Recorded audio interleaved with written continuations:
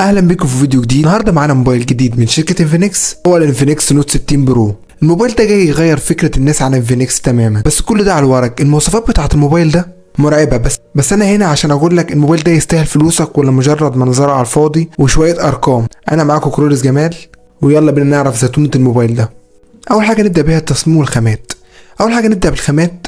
الخامات هنا من انفينكس قررت تخرج عن طوب البلاستيك، والموبايل جاي هنا بفريم من الالومنيوم وظهر من الالومنيوم برضه، وده بيدي فخامه طبعا في اليد وتحس انك شايل موبايل غالي فعلا.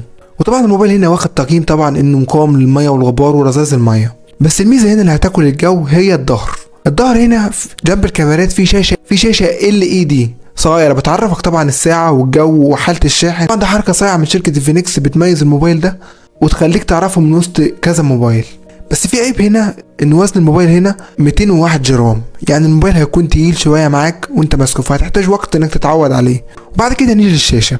الشاشه هنا بتيجي اموليد بحجم 6.78 بوصه وبتردد 144 هرتز. سلاسه الموبايل دي هنا خرافيه، مفيش طبعا لاج، مش هتحس بيه خالص، مفيش اي لاج. وطبعا سطوع الموبايل هنا 4500 نتس، يعني طبعا ده اعلى سطوع ممكن تشوفه في حياتك. طبعا ده هيفرق معاك طبعا تحت اشعه الشمس، لانك مش هتحس بفرق خالص، وهتحس ان سطوع الموبايل كويس جدا. وطبعا من رايي هنا في الشاشه، فدي احسن شاشه انت ممكن تشوفها في حياتك. فطبعا الشاشه دي مش هيكون لها منافس، طبعا شاشه كويسه جدا وجباره. ونيجي طبعا للاداء وتجربه الاستخدام. الموبايل ده طبعا جايبه معالج سناب دراجون 7S جين 4 بمعماريه 4 نانو. المعالج ده طبعا مع 12 جيجا رام بيديك اداء مستقر جدا، ما بيسخنش بسهوله، وبيشغل العاب زي بابجي وكل اوف ديوتي بسلاسه جدا.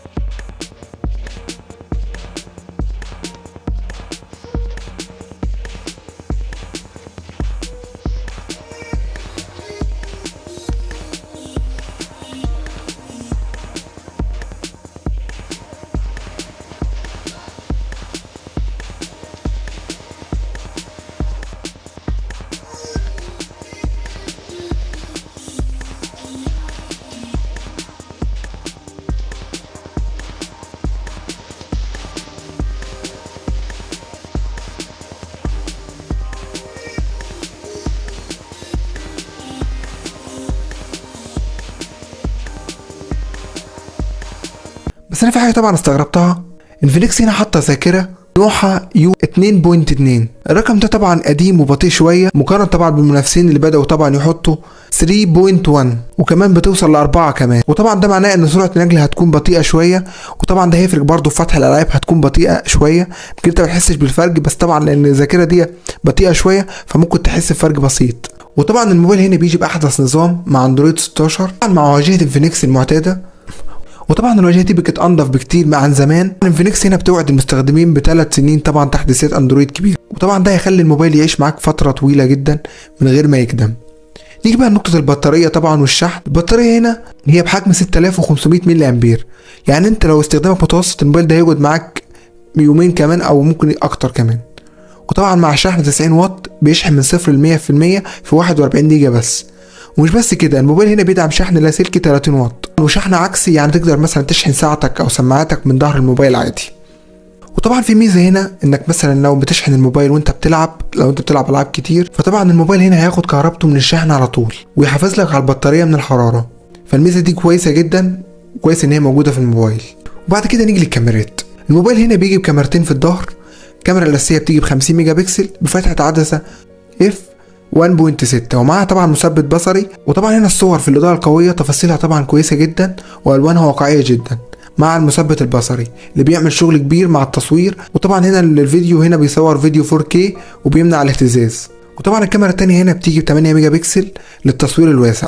ادائها كويس في النهار بس بتبدا تضعف شويه في الاضاءه الليليه. اما السيلفي هنا 13 ميجا بكسل وبيقدر طبعا يصور فيديو لحد 4K. وطبعا الصور بتاعته مقبوله طبعا للسوشيال ميديا، بس كنت اتمنى يعني لو السنسور بتاع الكاميرا الاماميه يكون اكبر شويه عشان يقدر ينافس الموبايلات اللي فيها كاميرات سيلفي احسن من كده. وطبعا نيجي لنقطه الصوت وطبعا الحساسات السنسورات الموجوده في الموبايل. هنلاقي ان الموبايل بيجي بسماعات ستيريو والصوت بتاعها طبعا عالي ومحيطي وبيديك تجربه ممتازه جدا في المشاهده او الالعاب. وطبعا المفاجاه الغريبه هنا وطبعا مفيده جدا للموبايل ان الموبايل هنا فيه مستشعر لنبضات القلب وبيقيس طبعا نسبه الاكسجين، والحساسات دي موجوده تحت الشاشه. وطبعا دي ميزه نادره ان بنشوفها في موبايل مش فلاج شيب. وطبعا الخلاصه هنا اقول لك تشتريه ولا ما تشتروش.